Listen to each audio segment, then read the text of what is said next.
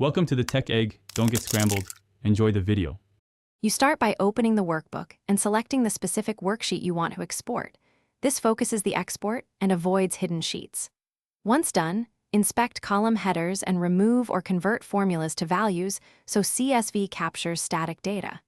Make sure delimiters and decimal symbols match your target locale, otherwise numbers and dates may shift. If you have multiple ranges, place the exact table on one sheet to simplify the next steps.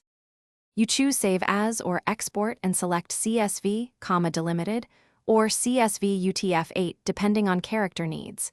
This ensures special characters survive. Then pick encoding UTF-8 for international text and confirm the delimiter, comma or semicolon, matches the system importing the file. Also preview how dates and decimals are written because Excel may localize them. If needed, change Excel's format to ISO dates or standard numeric formats so the CSV contains consistent, importable values. You save the CSV and immediately open it in a plain text editor to check delimiters, quoting, and encoding. This verifies what the receiving system will see.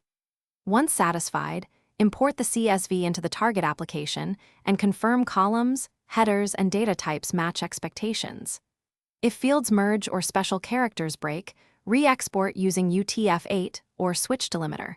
When problems persist, export each sheet individually and